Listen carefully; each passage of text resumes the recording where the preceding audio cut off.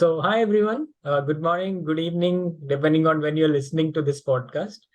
This is welcome, and this is the first of our series of podcasts where we interview, or rather, have a conversation with security leaders who have taken a very radical or a different approach towards security and have built their careers by not treading the off-beaten path. And we got somebody like that today with us. It's Alexander Neff, or Alex as we would like to call him, who is a CISO at Surgalign. That's the company where he's currently leading the cybersecurity initiatives there. So Alex, sorry, give us a wave. Hi. Hey, everybody. So thanks for joining us, Alex. Really appreciate you taking the time out because we've already lined up a few questions for you based on the conversations we had with our audience previously. So over to you, rather, Alex. Would you like to tell us a bit about yourself, your journey as a cybersecurity leader, and the kind of multidisciplinary exposures that you've had with Surgalign and previously? Because I've seen that you've had an incredible journey, I must say. You're a model cybersecurity leader, if there's one as such, Alex. I mean, you don't have to sell me that high, but yeah, I working information security for me has been the greatest blessing of my life. I really enjoy every day. It can be challenging at times, as any position can be. Information security or cybersecurity can be very stressful. There's some days where things have not gone the way that you hope they do, and they're really high stress and tenseful situations. But I have managed to lead a few different companies through lots of different challenging situations and managed to get them to a place where cybersecurity is something that's of asset and valued across an organization. And for me, being able to build those relationships and change that mindset is really fun and challenging.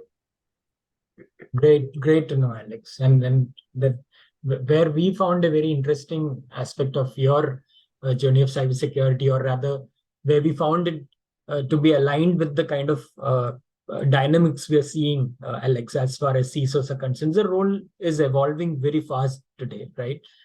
I hope you agree with that, because the kind of challenges CISOs are facing today are quite different. And it's not just about handling budgets, getting the skilled people, but more in terms of aligning the whole enterprise and taking everybody along with you in that cybersecurity journey, Alex. So that has become a challenge that we have heard from a lot of CISOs. I wanted to know your thoughts in terms of how you have experienced this whole sort of journey about aligning people with your larger mission and vision towards securing the enterprises where you have shepherded the cybersecurity initiatives, Alex. How has it been for you so far? It's changed even throughout my career. The 15 or 20 years or so I've been in cybersecurity. The last 5 or 7 years, I'd say that external factors have changed quite drastically, partially because threat actors are becoming more and more plentiful, and they're getting more and more tools to be more effective. Absolutely. Additionally, there's a lot more regulatory burden. For example, the SEC just came out with their cybersecurity rules and about breaches, and more regulations, privacy. Every state levels have their own privacy, as well as more exposure at a national level for cybersecurity regulation is starting to appear. And these external factors are playing a pretty big difference when working with internal stakeholders about how you need to get security built into a company. That's great to know, Alex. And typically when you walk into the office, and how does your day typically start? What is it? Do you have a morning ritual that you follow? Or is there somebody you'd like to speak to before the day begins? How does a typical day look like for you? This is something we are really curious about. There is no typical day. Oh. And that's one of the reasons why I became a CISO and got into security, is because it's never boring. There's never the same thing. I mean, my typical day, if I get to choose, is first I'll read my different cybersecurity news sources, see what's going on in the threat environment. I'll talk to leadership, make sure there's no hot button topics for the day, there isn't something happening. And if not, then a lot of the day will be spent working with various stakeholders across an organization to improve security. So, building support, trying to push ahead initiatives, working on tech, trying to decide how we're going to respond to things. It's never the same, but it's always a challenge and always fun. Good to know, Alex. And what kind of conversations do you have with the leadership at Surgalign? I know there will be definitely security related conversations, and how does that conversation sound like? Is it always about, hey, what's going on, Alex? How are we in terms of the overall cybersecurity situation, our risk exposure? Give us just a very high level overview, Alex. Yeah, for sure. So a lot of it will be concentrating on, performance metrics, trying to communicate where the state of the information or cybersecurity program is at, and making sure that they understand the changes we're making and why we're making those changes in order to build support for making those changes across an organization. And then also conveying where our risk tolerance is at and where our threat level is at, and making sure that those two things match one another. At any given time, you might have enough security protection in place and you might not, and you have to make sure that you have a good balance there. No, that's good to know, Alex. And then you did mention about the KPIs. So what kind of KPIs are there that you are currently working with? You can again give us a very high level overview if you don't want to give us the specs. So what are the typical KPIs, or rather the ones that that really give you sleepless nights, or something that you're really concerned about, Alex? Yeah, for sure. So I think time to patch or time to remediate when you're working with vulnerabilities is a pretty big one. It's one thing to be dealing with 0 day, but it's another to be dealing with something that's well known out there and not taking care of it. Another is making sure that all of your third parties have some kind of review, third party risk management, supply chain risk management, and making sure that you measure the amount of time it takes to re-review them. I mean, ideally it's happening on an annual basis, but it's difficult sometimes to keep up with the amount of work there. Another, I would say, would probably be time to resolution on any incidents, making sure that you're taking care of any threats to the organization as quickly as you can. No, that's great, Alex. And in tracking these KPIs, how much support do you typically get from within the organization, from vendors and folks outside the ecosystem? Is it something that is quite intensive in terms of, we do know how tough it is to track this KPI. Sometimes you just get a dashboard view, that's perfectly fine. But then there are always actions that follow that particular view as well. So in that entire effort of tracking and acting on these KPIs, how much support do you typically receive, Alex?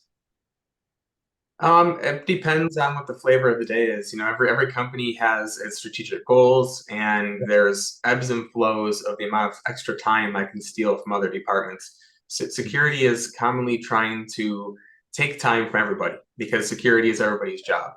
And the amount of support I get ebbs and flows, though the idea is that I have a constant channel of communication to everybody to understand where I can fit security into their day and where I can get support from them to make sure it's something which is consistent. Okay. And then when you talk about, again, these stakeholders internally, for instance, are they often aligned with you in terms of, say, a KPI has gone on the red side, or there's something concerning there? How easily are you able to get that support? Now I know I'm drilling a bit further, or rather a bit deeper. How easy is it to get them to sort of come on board with you? Will they easily see the challenge there, or does it take a bit for you to convince them to address that KPI immediately if there's something on fire, for instance? I've been very fortunate at Surgalign where I've had very strong support for any kind of security initiative. So say a API vulnerability comes out, I find that I can get the development team to work with me quickly. I've worked at previous organizations where it's like pulling teeth. And again, it just depends on an organization's, risk tolerance and how fast they want to, make sure that they mitigate any threats to the organization. And when you have that support, that first thing walking into any organization, I did at Surgalign, every other company I've worked at, you have to build strong relationships and make sure that people understand why you're there, what you're trying to help them with, what the problem you're trying to solve is, what is the business problem. And I think if you can understand or you can communicate to them what the problem is within their world and their terms, then they'll be in a much better spot to help you with it, because they're looking at it from their own viewpoint and not trying to get the work shoveled over to them from your own. Got it, Alex. Which brings me to the next question, which is more or less related to this in terms of how these KPIs impact the overall productivity and efficiency of Surgalign, for instance, or any place that you worked previously. Is there a factor, or how do you sort of correlate the two and work to balance the two, right, Alex? And where I'm specifically coming from is often cybersecurity is seen as an agent that generates lag in the system, right? That's the kind of conversations that we often hear, that oh, it's an additional checkbox to be ticked, or it's something time consuming. I might want to bypass multi-factor authentication. These are conversations we've heard very recently, in fact. So how do you balance these things, Alex? Because these are the kind of pushbacks that you get from some people sometimes, that oh, security will delay us, so we don't need an audit at this point. We've got all systems up and running, so why do we need to do anything right now? So how do you deal with those kind of conversations, Alex? Well, to be honest, security is a tax. It's an insurance. No matter what you do, it's going to be extra work. Now, that being said, ideally, as information or cybersecurity team, you're working on enabling parts of your business and trying to build security in a way that has the least, meaningful impact on productivity possible. Ultimately, ideally, you have kind of strategic goals as an organization. What are you trying to accomplish from a security perspective? And as long as that's well documented, you can start to build a roadmap to get there and work with teams in order to do their part. And sometimes that's going to have a damper on productivity. But if you can build security into processes, again, kind of meeting people in their world instead of trying to throw the work over the wall, then I believe you'll find that cybersecurity can be something that's part of their own process and streamlined, instead of being an extra process which takes up more time. So for example, if you have a development team who's trying to build security into their pipeline, everybody talks about shift left. What does that mean? Well, from my perspective, shift left means that you help train the developers on what secure code is. You build in tooling into the pipeline so they can kind of see the security gaps as they're coding. And so I personally don't necessarily have to get involved until they need help trying to understand or fix one of those security gaps where they don't quite have the knowledge. And by enabling them, it's not a whole extra process. It's just part of their own process. Nothing really changes for their day-to-day. And that should have the least impact on productivity, because we're not having a dozen meetings a week trying to figure out these issues. They're just doing it through their day-to-day programming. Oh, that's great to know, Alex. And also, as in another part of this conversation would be the return on investments that typically the senior leadership expects from a cybersecurity program. Now, one side of looking at it would be when you think about, oh, we are safe, we have not had any breaches so far, not had any cyber attacks, or we have prevented an X number of cyber attacks.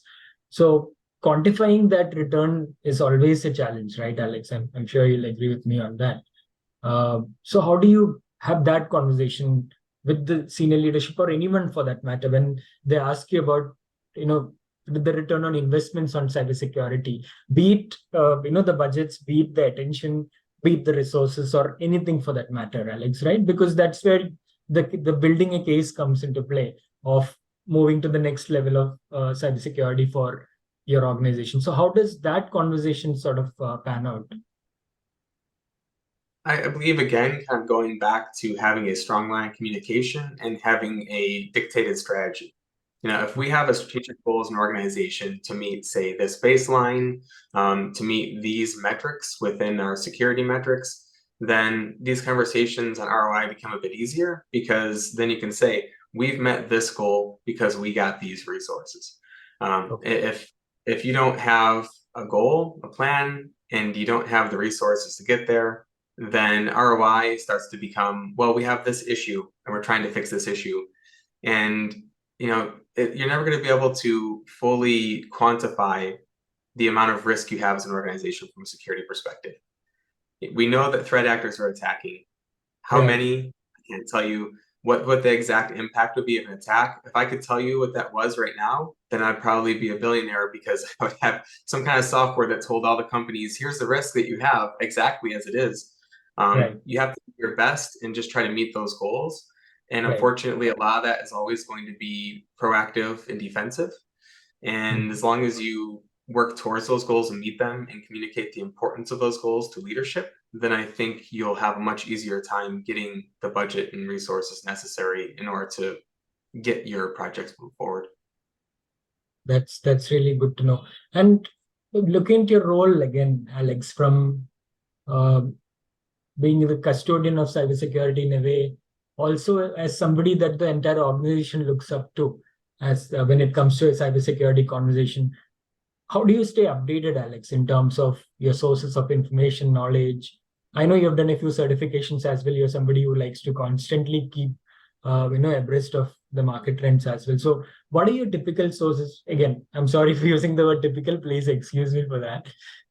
What are your sources of knowledge that you tap into? Because I'm sure everyone will be coming to you with questions, not just about your role and what you do at Surgalign, but typically in terms of the actors, threat actors, for instance, or what kind of cyber attacks are taking place. So how is it that you enrich your knowledge base, Alex?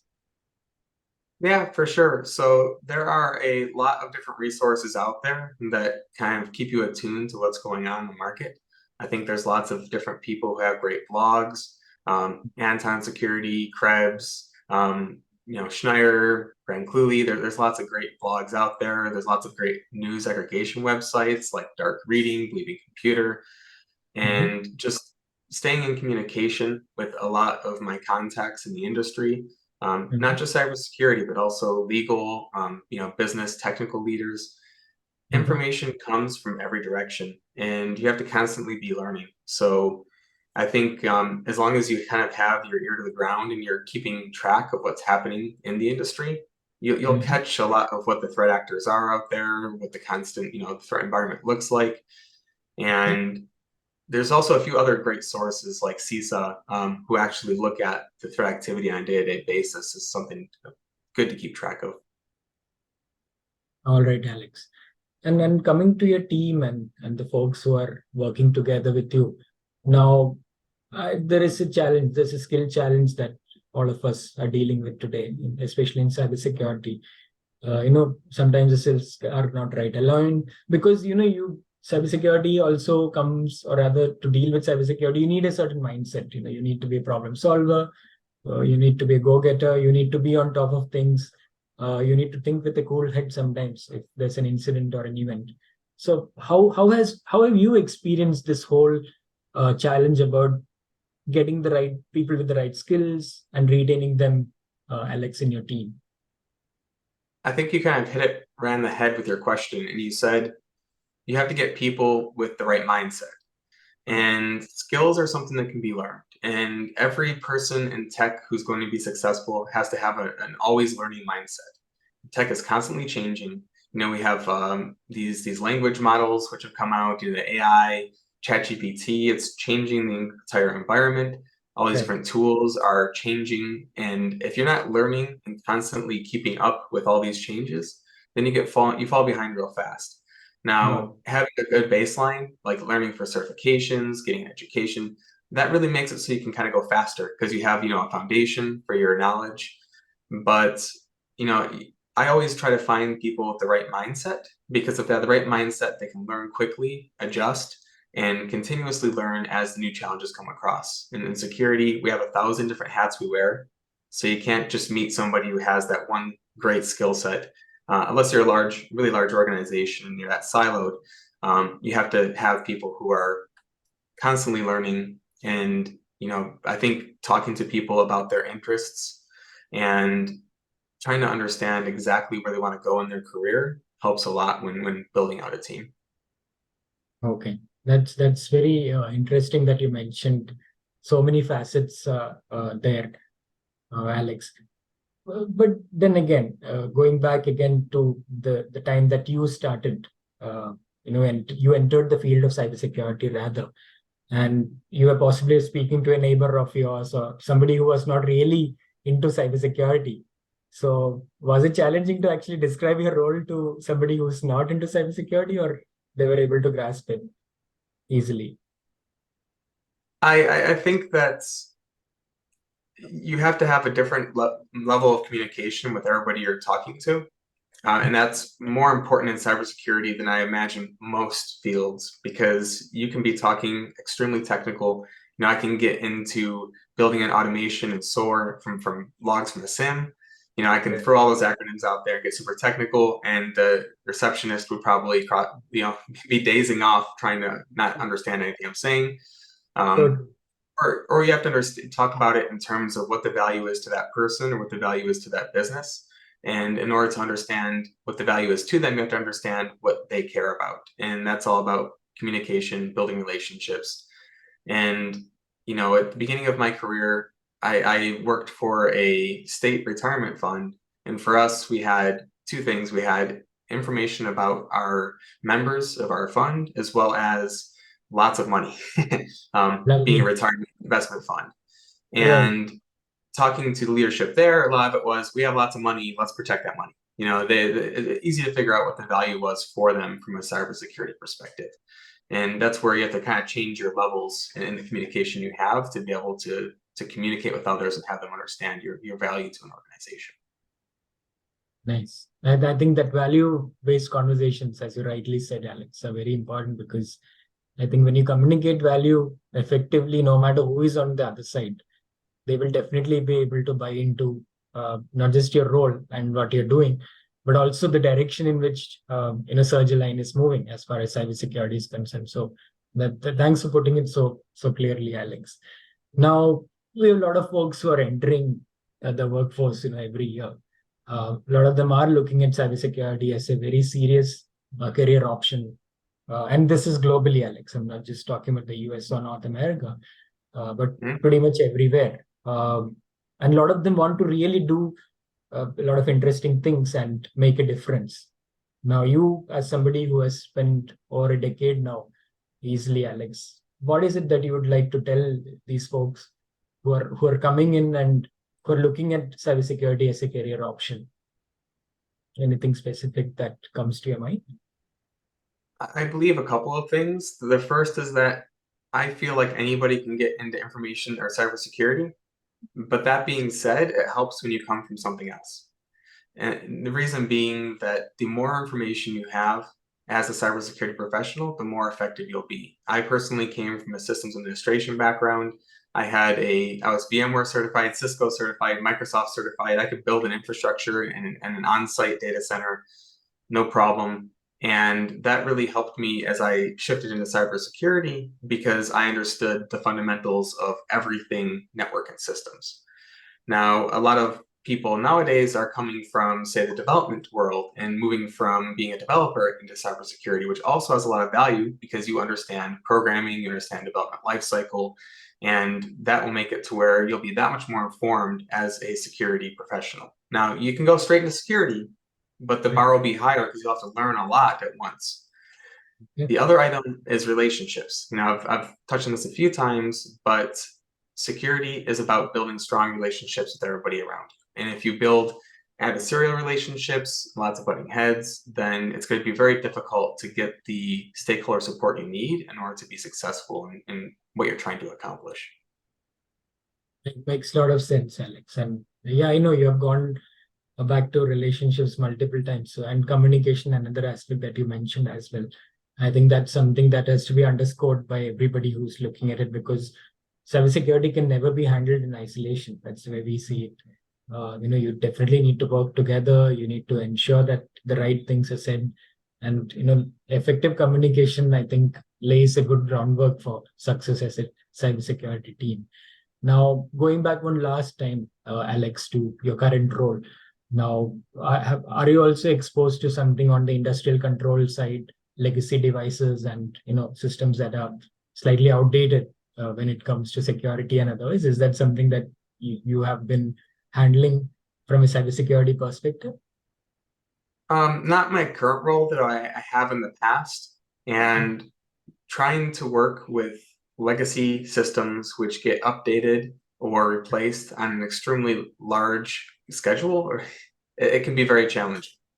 And what I would say is that you have to make sure that you understand what the threats are to your environment, and you try to measure those the best you can, and then you put in the right controls in order to ensure that that risk gets mitigated. And that might be updating systems more often. It might be air gapping systems or disconnecting them from the internet. Whatever it takes in order to protect those systems, you have to make sure that you have that protection in place in order to meet whatever the risk tolerance of your organization is. Perfect. Well said there. Again, because these legacy systems are proving to be a challenge again globally in terms of because they're just not built for cybersecurity. So a lot of CISOs are definitely really being challenged from the security angle when it comes to securing this. So my last question for you, Alex, before we let you go, this is to do with where you see cybersecurity evolving and what direction do you see it headed, right? Because there's a lot of convergence happening. At the end of the day, technologies are converging, use cases are converging, and even the approaches are converging. At the end of the day, you want to see a very clear path for your organization as far as cybersecurity is concerned, irrespective of whichever way it's getting handled today. There's a lot of things which are coming together right now, and even the awareness is growing, as you rightly said. And I'm sure in your mentoring life also, you must have seen a lot of these experiences where you uplift people from a cybersecurity standpoint, awareness or tactics or strategies, and give them insights as well. So where do you see cybersecurity evolving, Alex? Given this background, given the fact that AI has entered the picture, and I think from the adversarial side, or rather the bad actor side, I think they are evolving slightly more faster today as opposed to us. So where do you see all these things going to, Alex? That would be the question. And that's where I think I'm most terrified, is that the threat actors right now are evolving at a much faster rate than the defenders are. Right. Mostly because they have no constraints over what they can build and learn. So they can use these large language models to build malware, whatever else they want. And on the defensive side, we have to be careful with our use of LLMs because we don't want to put proprietary information into them and potentially get leaks. A few companies have been hit with that, like Samsung.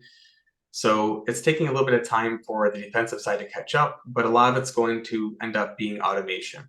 And with AI, I think combining those two, you're going to see a huge leap in productivity of your average security engineer. It's going to make the job more challenging because you're going to have to learn that much more that quickly, but you're going to have tools which help facilitate the actions you do on a day-by-day basis. So for example, if I wanted to build out a Splunk rule, right now I can go to an LLM and say, I want to build a Splunk rule for this. It does this, and it'll do it for me.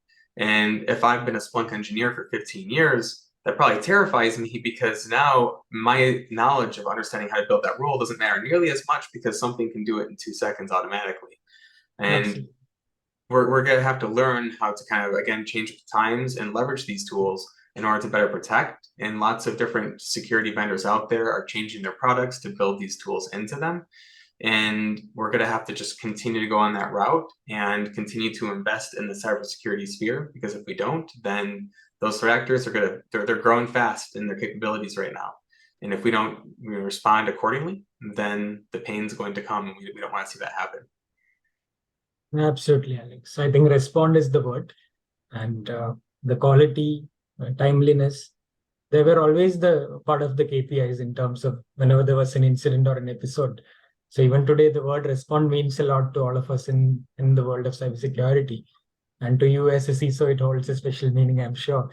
But more importantly, as you rightly said, our ability to respond should also evolve along with this evolution that we're seeing as far as bad actors are concerned. So that's where we are at, Alex. Thanks a lot for your time. I think it was a very insightful conversation that we had, especially in terms of how the role of CISO is changing.